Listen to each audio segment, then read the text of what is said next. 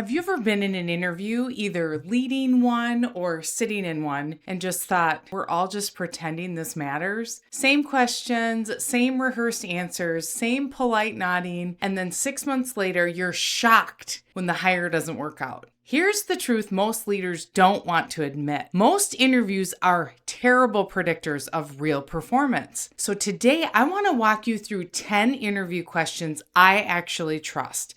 Questions that cut through rehearsed answers, reveal how someone actually thinks, and helps you decide faster without lowering the bar. This is how you stop hiring on vibes and start hiring with clarity. I'm Renee Frey, and this is Building Your High-Performing Team, where we help you hire smarter, reduce turnover, drive business results so you can finally sleep at night. If you want proven strategies to hire better and build teams that last, hit subscribe. We drop new insights every week.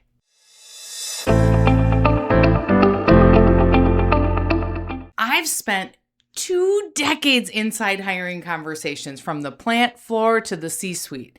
And one thing is always true. Behavior predicts behavior. These are behavioral interview questions, not tell me your strengths, not where do you see yourself in 5 years. These questions reveal how someone adapts, how they think under pressure, how they operate when no one's watching. Let's get into it. What is something you used to believe that you no longer believe? That is one of my favorite questions because it tells you immediately whether someone can change their mind. Every role requires unlearning. New systems, new leaders, new expectations. If they struggle to answer this or give you something surface level, you may be hiring someone who resists change quietly. But when someone says, I used to think leadership was about having all the answers, now I know it's about asking better questions. That's awareness, that's growth, that's coachability. Who were your last company's competitors and how did your company differentiate? This separates task doers from business thinkers. You're not asking for a market analysis, you're listening for context. Great employees understand why the company exists, how it competes, where it wins or loses. If someone can't explain that even loosely, they've probably operated in a silo, and silos are expensive. Tell me about your best day and tell me about your worst day. This question shows you what motivates them and how they process adversity. Best day answers reveal what lights them up. Worst day answers reveal whether they take ownership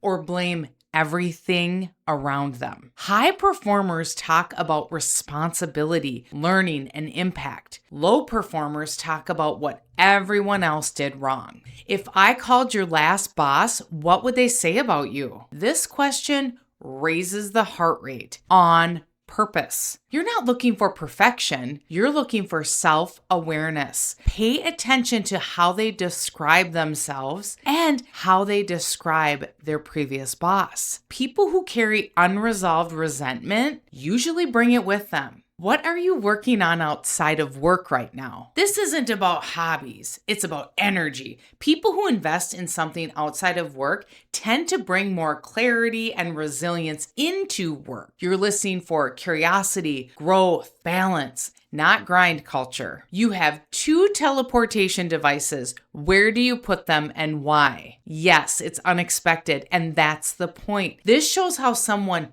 thinks on the spot, what they prioritize, and whether they freeze or they engage.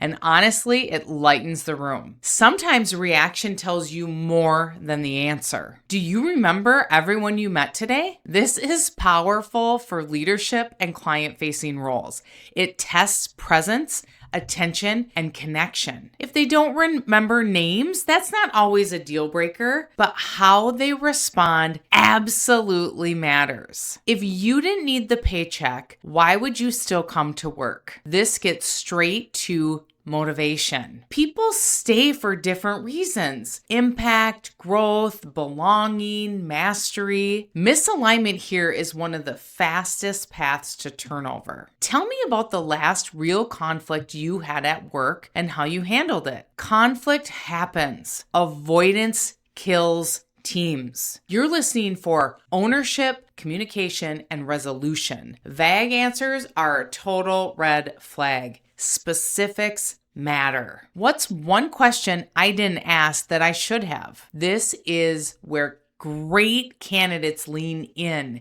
It shows preparation, confidence, and desire to add value. People who want to contribute find space to do it. And here's the bottom line. Every answer is data, but how someone answers matters just as much as what they say. Hiring mistakes don't usually come from lack of effort.